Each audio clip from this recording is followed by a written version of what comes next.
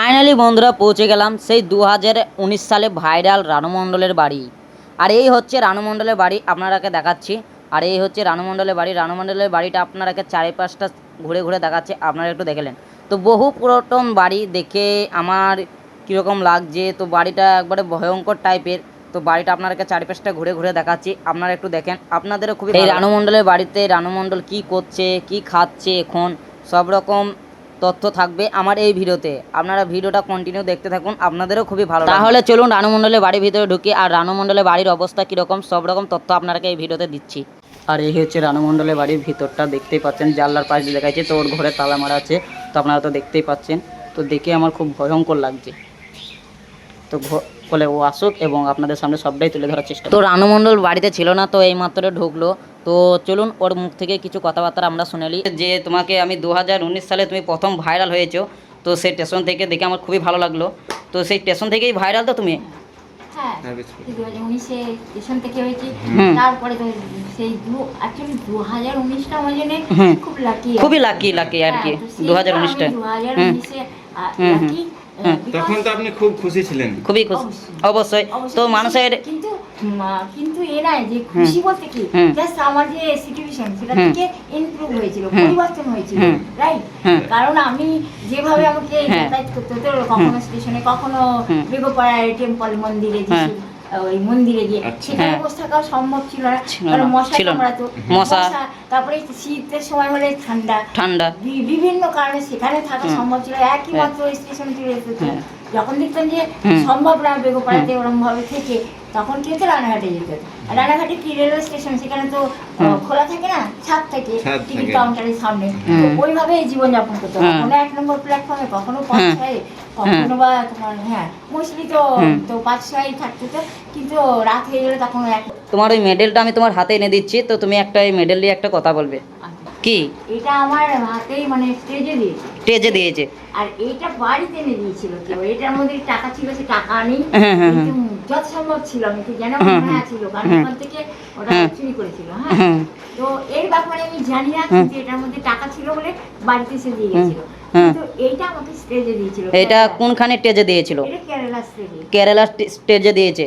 ও, তো যাক, এত সুন্দর একটা স্মৃতি তোমার কাছে রয়ে গেছে। হ্যাঁ, তো যেহেতু স্মৃতি একটা সুন্দরভাবে যত্ন করে রেখে দিয়েছো তুমি, দেখে আমার খুবই ভালো লাগলো। তো তোমায় এরকম স্মৃতি যত্ন করে রেখে দিয়েছো, তোমার কীরকম লাগছে?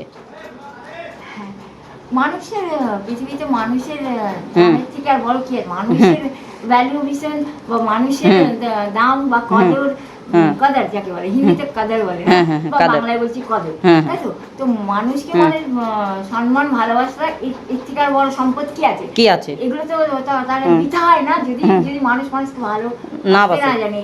হ্যাঁ, শুধু মানে ভালোবাসা মানে কেমন হয় সেটা মানুষদের জানা খুবই প্রয়োজন, তাই না? হ্যাঁ, তাই তো। যদি না জানতে পারি তাহলে মানে যা খুশি তাই মনে করবে, একটা বদনাম মানে যাচ্ছে তাই ব্যাপার। যে গানটাই তুমি পপুলার ভাইরাল 2019-এ গানে ভাইরাল হয়েছে, তাই দেখে আমাদের খুবই ভালো লাগছে। গানটা এখনও আমরা গেয়ে থাকি এবং আমাদের মনে ধরে, তাইতে এত দূর থেকে এসেছি তোমার সাথে দেখা করতে।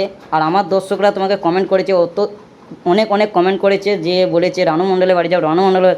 তো ওদের কমেন্ট পড়ে চলে এসেছি তোমার বাড়ি। তো তোমার কীরকম লাগছে? আমার ভালো লাগছে। তো বেশ অনেক কথা বললাম, তো তুমি কিছু খাওয়া দাওয়া করলাম, আর ওখানে সবাই ফল আনতে গিয়েছে, ফল জল। তো ওরা আসুক এবং এসে তোমার হাতে সেটা দিবে, তো তুমি খাওয়া দাওয়া করবা, আর শরীরের ট্রিটমেন্ট একটু করবেন। দরকার, তাহলে আমি হয় কোনো ডাক্তার রাখলাম বা গেলাম, নাকি?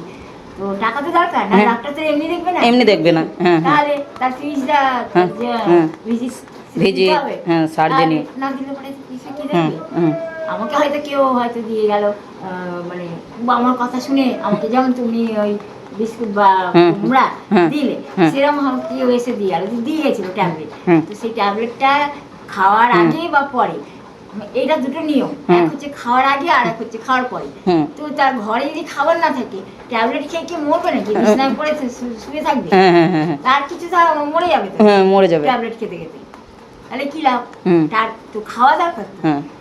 তো আমি দেখছি যে আজকে আমার সকালে এরকম মনে হচ্ছে যে আমার যেন হচ্ছে শুধু ট্যাবলেটই বার হচ্ছে, মানে কিরকম ধরনের মনে ছিল, অথচ আমি কিন্তু হুম। আজকে কোনো ট্যাবলেট খাইনি হুম। সকালবেলায়, কেন কি কোনো খাবার না খান হুম হুম খেতে পারছি না। হুম। বেশ, ডাকছে তাহলে আমি যাই, তবে হ্যাঁ, তোমার সাথে পরে কথা হচ্ছে আবার। ঠিক আছে। হ্যাঁ, তাহলে আপনারা তো সবই বুঝতে পারলেন রানু মণ্ডল কি বলল। তো রানু মণ্ডলের এখন বর্তমানে অবস্থা খুবই খারাপ। তো ও এখন লোকের কাছে ভিক করে খায়, তো লোকের কাছে চেয়ে চেয়ে খায়, তো ওর অবস্থা প্রচণ্ড পরিমাণে খারাপ।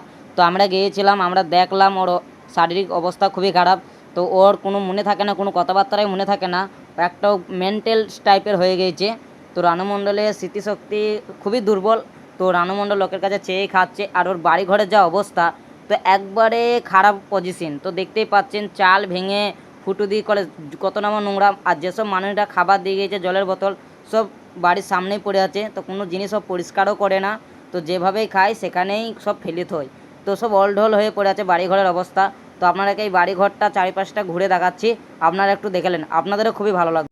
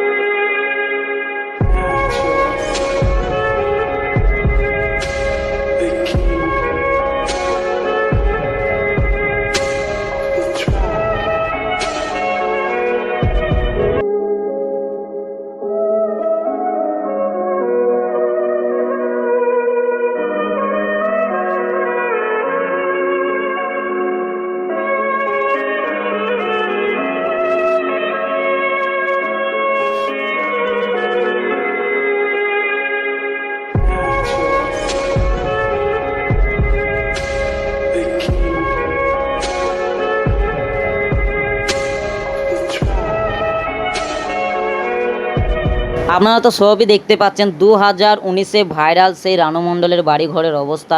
তো প্রচণ্ড পরিমাণে বাড়িঘরের অবস্থা খারাপ, আপনাদেরকে তো দেখালাম বাড়িটা চারিপাশটা ঘুরে ঘুরে।